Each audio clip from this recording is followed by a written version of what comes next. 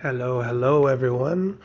Welcome back to your favorite Portals podcast, Tijuana to Vegas. This is your boy, Dana Dow, aka Red Ivy, aka Portals, aka your number one.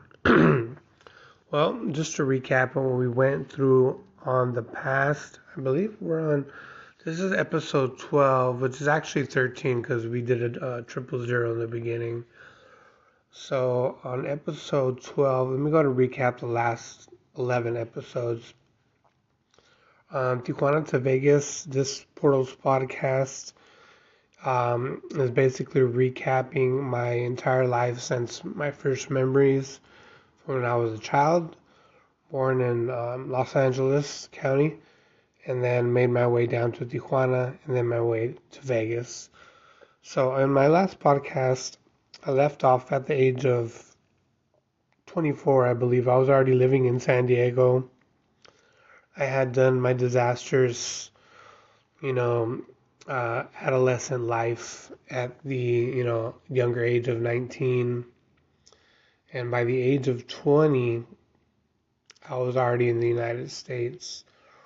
So at 19, by the grace of God, I was able to get out of that jail, that horrible Mexican Tijuana prison called El Pueblito. Many of you have heard of it. They've made movies of it. None of it renders it how it really is.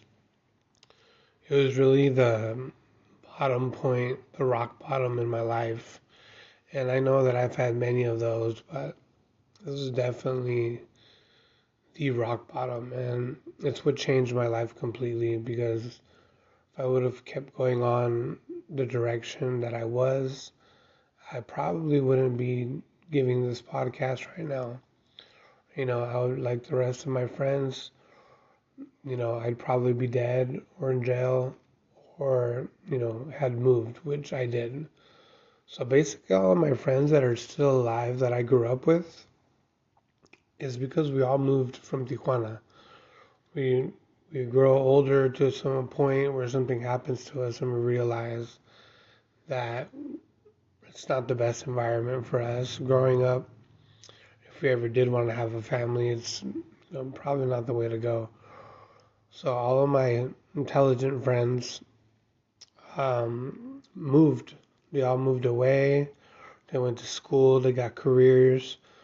So I'm proud to say that my friends that I grew up with as a child, my childhood friends, are all badasses, super badasses, like in HR, like in the head of education system, HR for NASCO. My homies over there in Canada building rockets for fucking Elon Musk. Everybody. Maori became a lawyer. Um, you know, I came over here. I have several careers. I don't think I've talked about my past, but I haven't talked about my present. I'll get there. Well, we gotta leave something for the next episodes, right? But so at this age, 19, that I went to jail. 20, I got out. So at the age of 20, I get out of this fucked up prison, right? Putting you guys right back where I was at. It's prison in Mexico. It's like you don't know when you're gonna get out. You don't know what's gonna happen, and your life is worth about $2. So I finally get out. I got this little card that had the Virgen de Guadalupe on it on the back. I had a message from my grandma saying that she'd always be there for me, in the good and the bad, which I thought was really heartwarming at the time because I had told my grandma to F off, you know what I mean? I didn't want to be part of her regiment and her Catholic fucking, you know, whatever debauchery of uh, socially, politically correct family that's destroyed from the inside. Doesn't make sense, right? Either way, it does make sense in the very end. But I'm not at the very end right now. I'm only 41, so I'm only halfway. This is my half life. So I wanted to go ahead and start this docu-series now, because if I start it now and I do it for the next 20 years, I'll have everything that I need that I can leave if I ever do have children and they ever grow up and they want to see what their father did or what he sounded like or what he talked about or what he did in his life. Besides my memoirs book and all my albums and all my music and all my literature and all my writings, I still wanted to leave them with this because this has my voice. And I want you and everybody else and the children of the future to be able to hear this voice. And I want you to be able to hear this voice and remember it as something positive that came out in the year 2025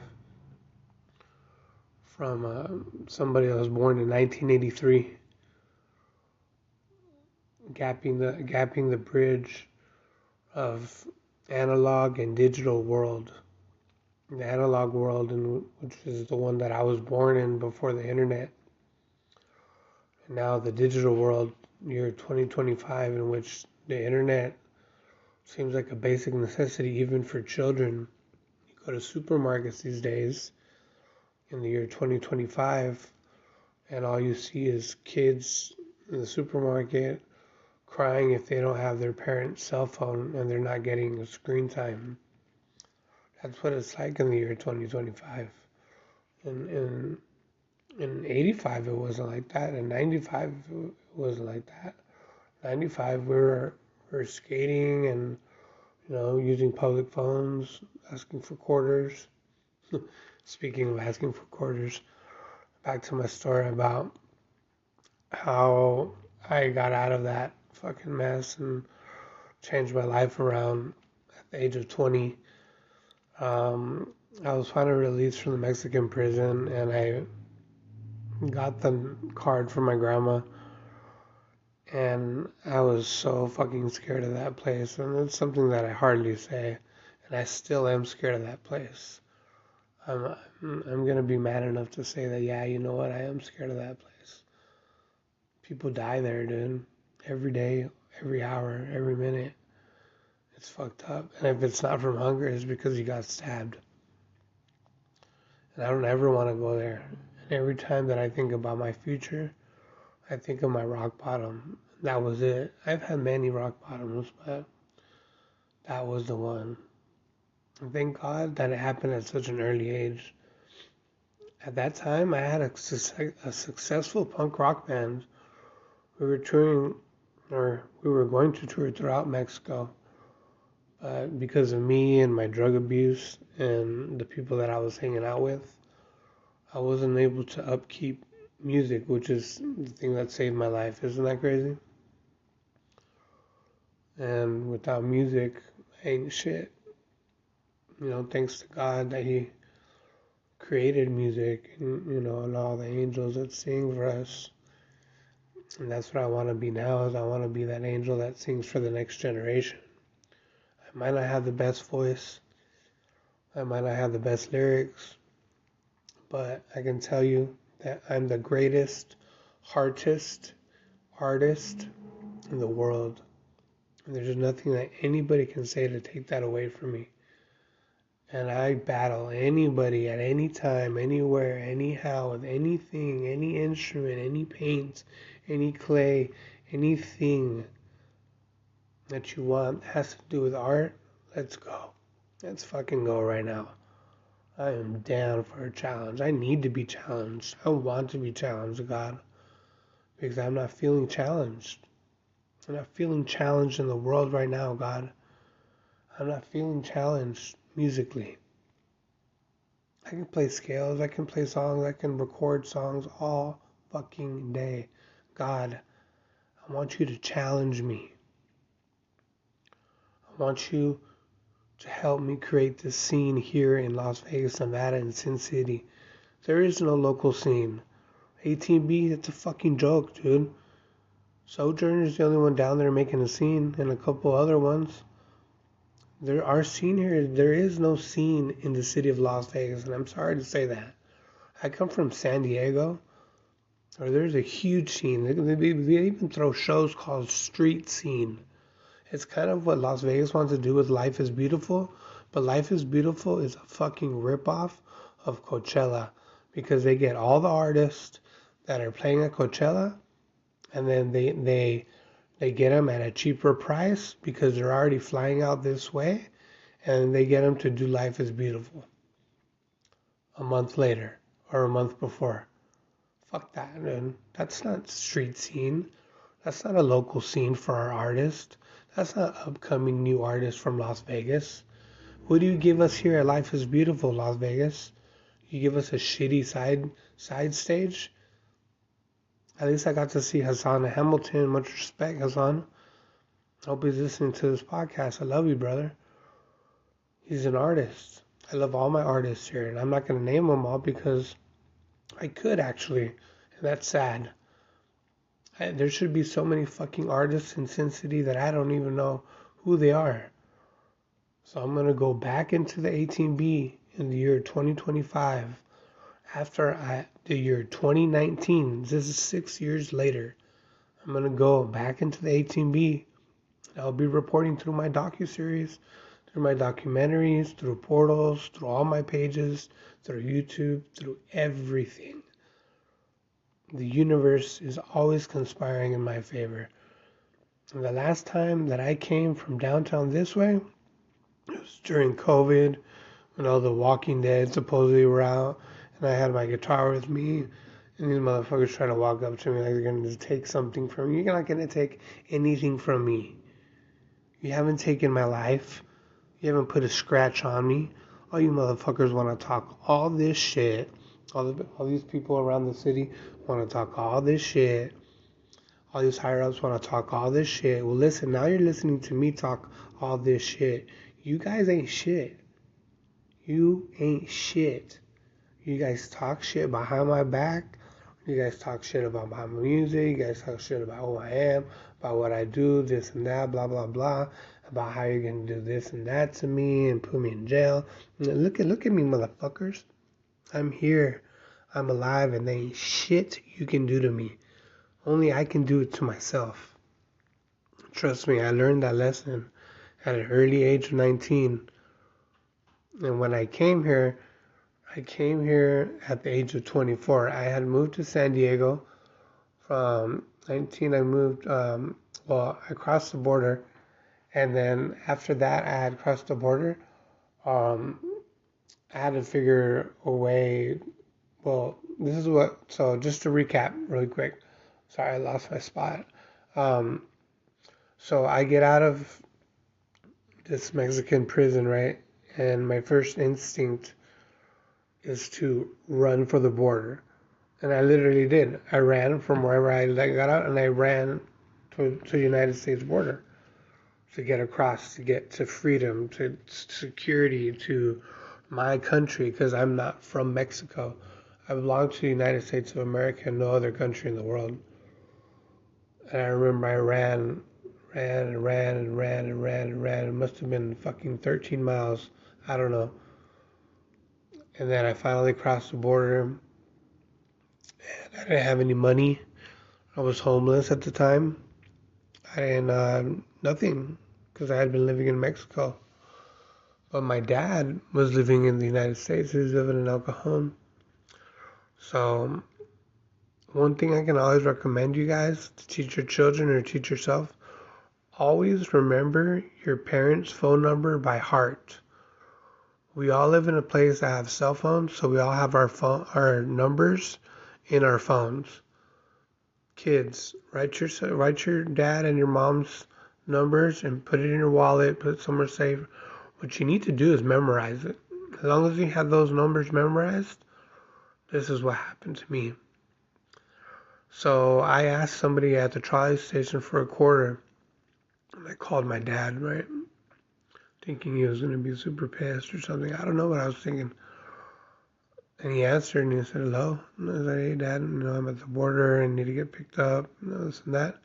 He said, okay, I'm on my way. And he hung up the phone, rolled up to the border in his Jaguar and picked me up, brought me to El Cajon, got me a job at Tipton Honda at the age of 21. I was working detailing cars, doing really well. He got me another car, a Honda Prelude. He said, I got you a new car. One condition, you can't drive to Tijuana. And guess what I did the very next day? Yep, you guessed it right. I did it because I was in love with this girl in Mexico. I was going to drive down just to see her for lunch. I get in a car accident on my way to the border, driving back. She takes all my paperwork. I give a different name. I go back to jail under a different name while they're already looking for me. I spent another week there under another alias. I get out, running for the border again. There I go, asking for a quarter. Dad, I'm at the border. Thinking he was going to be, just leaving me there or something. He said, I'm on my way to come and get you, son. That's how good my dad was.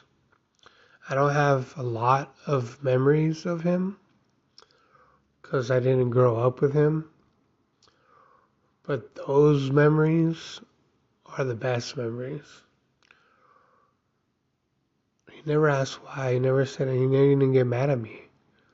I just started working again, and then that time he was sober, and he had been sober for like 20 years or 23, something crazy, because he had ruined our lives as children and gone to the halfway house.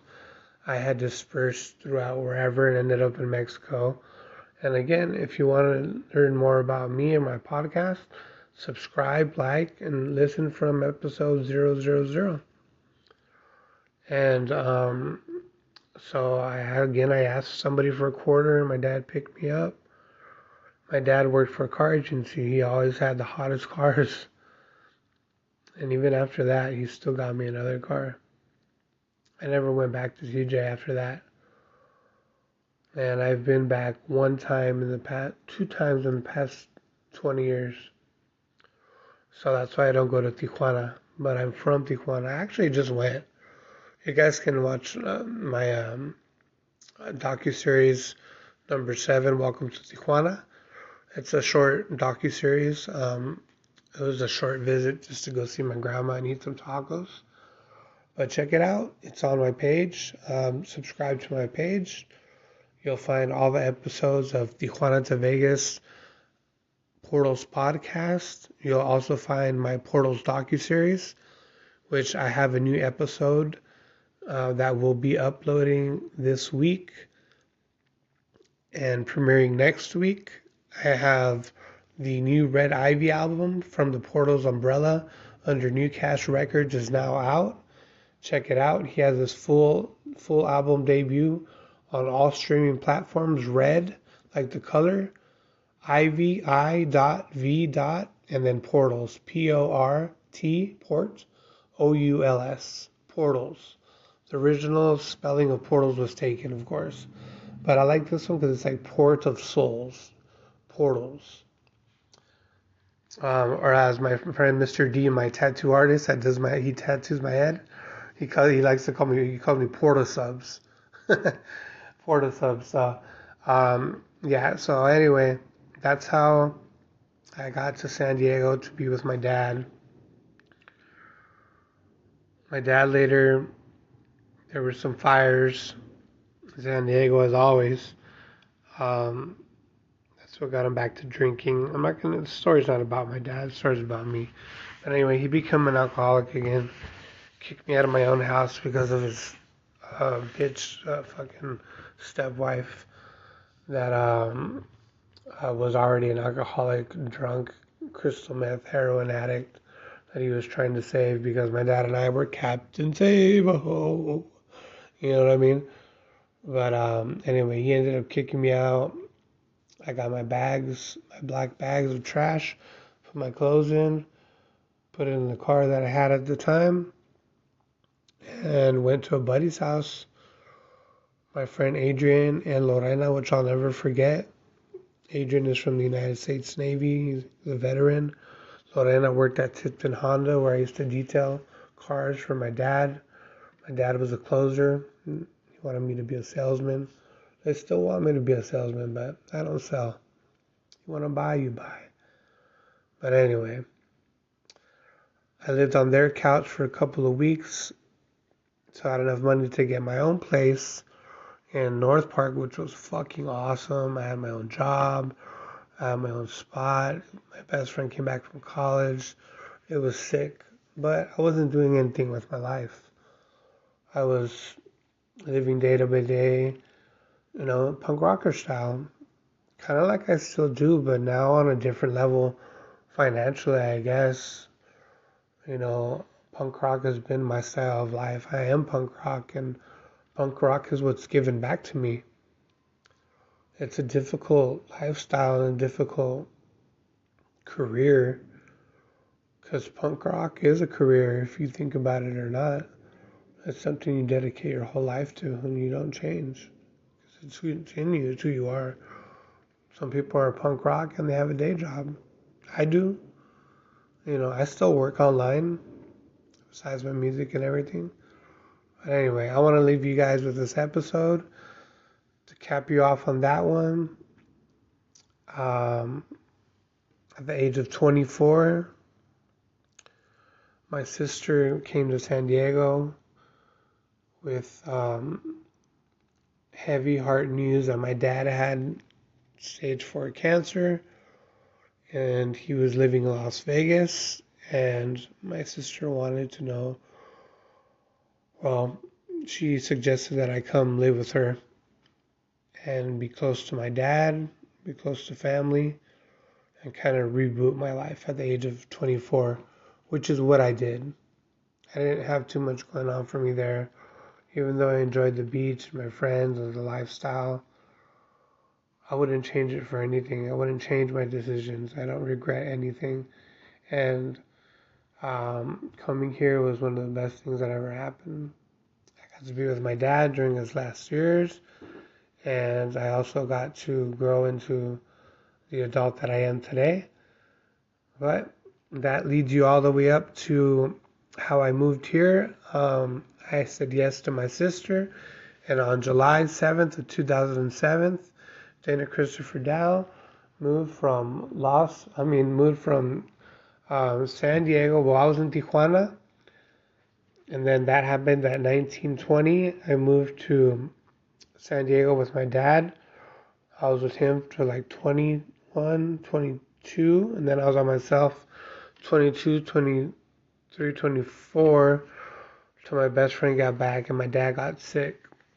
My sister presented me with this opportunity to start in a fresh new place, new people, be with my family. I hadn't been by my sister since she left my grandma's house. I hadn't seen my dad since I was a kid, and my mom I had seen in Playas, of course. So, yeah, I said yes, and I just took a leap of faith, a blind leap of faith, and I packed my stuff and I drove back with her from San Diego, and I landed here in Las Vegas on 777. And that's why I'm the luckiest motherfucker alive, baby. This is your boy Dana Dow, Portal's Red Ivy, aka Best in Town, son. What's up? I can take your hashtag, Jules. Best in Town. Now what? Now I take it too. You know why? Because you didn't want to collaborate with me. Because you thought I was some druggie, some this and that. You are just a person, a bass player that goes from band to band, thinking you're all badass and you have your nose all the way high in the head. And I used to really like you, Jules. But then after We Are Pancakes, you started thinking you're some rock star, bro. None of us are rock stars, bro. You need to calm the fuck down. This message is for Jules and for anybody in We Are Pancakes that might have their noses too high in the head because they went to the military. Alright, get down and give me 50, nigga. Just like Dre said, give me 50. And just like Lamar said, pa, pa, pa.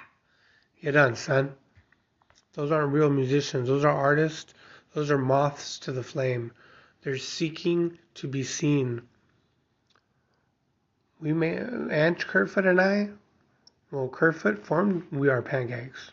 I gave them the drummer, this, that, and then all of a sudden they're playing at Brooklyn Bowl. Guess who's playing at Brooklyn Bowl this year in 2025? Portals. Remember, hit that like, subscribe, comment, share, hate, love, vibe, whatever button you want. Make sure there's a little bit of love involved, because hate is love. And to all my haters, I love you. To all my lovers, I love you even more. MOAR. And this has been podcast 12 of Tijuana to Vegas. Your boy Dana Dow Jr., aka Red Ivy. Remember the new album, Sin City with Two Eyes, City with Two Eyes, Sin City with Two Eyes, is out now on all streaming platforms. I got 3 DIY music videos up on YouTube right now. We have 13 episodes of the Portals podcast. We have 7 docuseries about to go to number 8. There's so much content on my page. Please give it a chance. And if you're from Las Vegas, please give it a chance. I'm a local Las Vegas artist, local Las Vegas musician. I've been here for 16 years. My sweet 16, baby. So I will continue to make music. I will continue to make waves. And I will make a scene if I haven't already. That's for my black and whites. You know what I'm talking about. But check it out. This is your boy, Stan Dow. The same dude, Chris Dow. Chris, it's me, guys. It's Chris. What's up, everybody? How's everybody doing? It's me, man. I just had to go through all this shit to get to this part. Now my dad died. I go by Dana Dow Jr. But Chris is still very much alive. Hit me up, guys. You have my cell phone numbers. You guys all have my numbers. Call me. Don't be afraid. Let's make something new for 2025. Portals Project 2025.